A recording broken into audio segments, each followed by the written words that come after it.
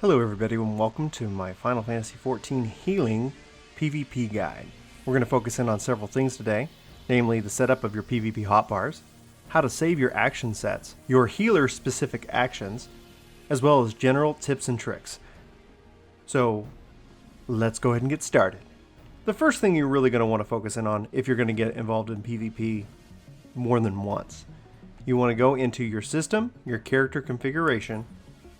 You want to go into your hotbar settings, and then under custom, if you scroll down, you're going to find a PvP enabled section. This enables you to set up various custom PvP hotbars for your character, so that when you go into a PvP zone, you automatically shift into that PvP hotbar, so that you're not sitting here stuck with trying to find or manage your additional actions.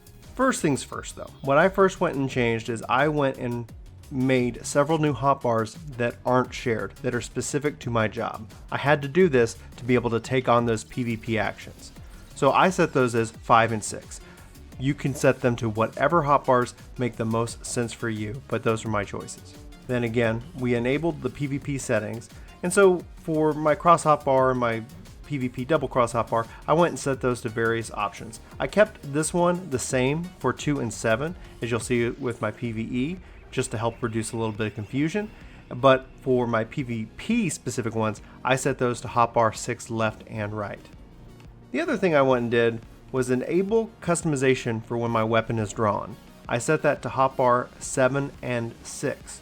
What this does is that with my weapon out, I will only flip between these two hotbars, which are PvP specific, so that when I'm in the PvP zone, these are my hotbars, and with my weapon out, that's all I see.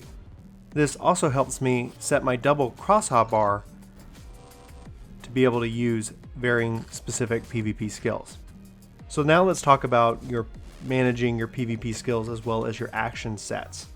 To do so, you're going to go into your PvP profile under the character menu. Go into actions and traits, and here you'll see all the actions and enhanced traits that are available to you. Up here at the top, you can select default, and this will reset your actions and return all available PvP points back to you. You can go into the presets menu, and you can see that I've built out currently 3 presets for 3 different jobs. Pressing the plus sign will allow you to create a current preset based off of your current actions. Equipping the set allows you to see that those actions are now doled out. You can make multiple presets for the same job, or you can have up to 5 presets, one for each different job. So now let's talk about healer actions. Each healer has a specific ability that's dedicated to them, and I'll talk about those individually here in a second. But for things that are for everybody, we'll go ahead and review those first. So for Divine Breath, it's going to resurrect your target at 30% of your maximum HP, MP, and TP. You can enhance this to shorten your recast time to 240 seconds, as well as increase your HP, MP, TP recovery to 50% as opposed to 30%. This is a really nice skill to have, especially when Swift Cast is not available and you need to resurrect. It's not necessarily as important in the Feast, but for Frontlines and the Fold, you might find that it's something very helpful for you and your team. Focalization. So increase the party member's magic resistance by 15%. You can enhance this to shorten the recast time, to extend its duration, and to increase resistances up to 25% using your PvP points that you gain by leveling. This is excellent if you're going up against a team that has a lot of casters, like a Black Mage or a Summoner. Etheric Bursts is an instant ability with the 120 second recast. This deals unexpected damage with a potency of 170 to all nearby enemies. Some additional effects that are gained through the skill is that you decrease the speed of the target by 30%. For a total of 10 seconds. You can enhance this to shorten the recast time to 90 seconds and extend the duration for 15 seconds, as well as the third tier of increasing the skill speed reduction up to 50%. This is very huge and can make all the difference when playing the Feast. Okay, so I'm going to butcher this, I apologize if I mispronounce it, but Equanimity is an instant ability with a 240 second recast. This allows casting without interruption. What's important to note is that you can get your casts off while being attacked. Anybody attacking you needs to actually hit you pretty hard to interrupt your cast, but this will ensure that even if they do, your cast won't be interrupted. It has a duration of 10 seconds, but you can shorten the recast time on the ability to 180 seconds by extending the effect of it by 15 seconds if you decide to max this out all the way. Mana Draw is an instant ability with the 240 second recast. This is going to give you 30% of your MP back to you. You can enhance it to shorten the recast time to 180 seconds, as well as increase your MP recovery up to 50% by enhancing it to level 2. Purify is an instant ability that's going to remove all detrimental effects from the target. That could be you, or you can use this to target on another player. You can enhance this to shorten the recast time even further. Attunement is going to greatly enhance your evasion, while nullifying 90% of all damage that you received. However, you can't move or act while this is in effect. It's going to last 10 seconds, and you can enhance it to shorten the recast time to 180 seconds. This is really good if everybody's focusing in on you and you just want to survive. If you team this up with any kind of healing over time effect, you're going to be healing, they're not going to be able to really hurt you, and they're going to burn through most of their heavy hitting actions. Now, a note regarding the traits. You can choose to enhance any of your stats while in PvP. As a healer, primarily, I recommend enhancing Vitality, as you're going to end up being a target more often than you probably like. If I was going to level up additional traits, if I had the points to do so right now, I would level up Mind and then Piety, just so I can have a little bit stronger heals and a little bit more of an MP pool as well. Now, before we move off of actions, I want to highlight 3 special actions, one for the White Mage, one for the Scholar, and one for the Astrologian. So Sacred Prism is a ground targeting ability. Default, it's going to give a cure potency of 70 over time for 24 seconds, while nullifying 40% of the physical damage that is being inflicted.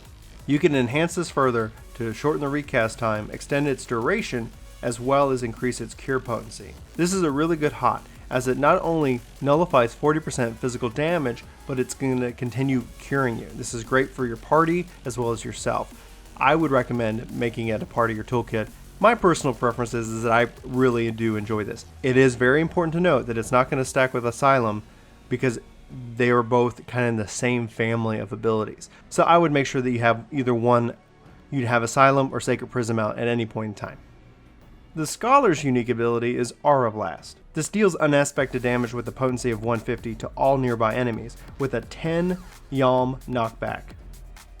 You can shorten the recast time and increase its potency, as well as increase the knockback distance. This is going to be very helpful, especially if you're being the target that's being focused.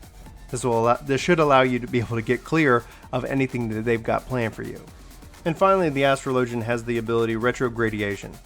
This deals unaspected damage with a potency of 80 to all nearby enemies, while restoring your own HP and the HP of all nearby party members. It's got a cure potency of 100.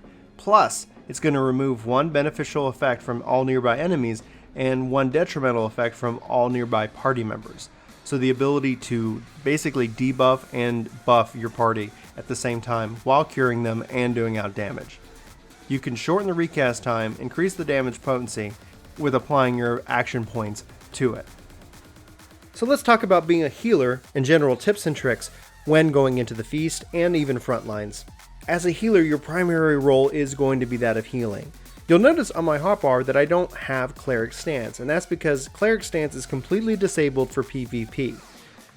So your damage output is going to be very, very low, but that doesn't mean that you shouldn't necessarily try to put out damage whenever possible. Survivability, especially in the feast, is going to be the big, huge thing.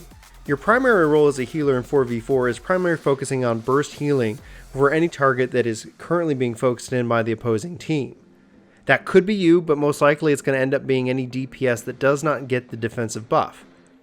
General pro tip is just make sure your DPS gets both the defensive and offensive buff, because focusing anybody with a defensive buff is not going to be worth your time. Putting out as many hots as you can, especially as a healer, is going to help make sure everybody maintains their life. But keep your eye out on the party bar, as well as if you're playing 8v8, your other healer's life pool as well. Keeping your other healer up is going to help keep you up if they decide to focus you down later. This works for front lines, 8v8 feast, but when you're just the solo healer in 4v4, best get running. Couple other tools that you're going to have access to. Repose as a white mage. Your toolkit outside of healing is going to be mainly focusing on crowd control. Anybody that you can put to sleep, anybody that you can bind or push out of the way is going to help add a lot of value to your overall job and make it a lot more fun. Also, it's really important that you note that spells have a line of sight, so use the walls to your advantage. There's no reason to be standing out in the open when you can dodge and weave behind the walls, so that if anybody's line of sighting you, their abilities are going to be interrupted and not yours. But take note, it's going to be pretty easy for your abilities to get interrupted as well.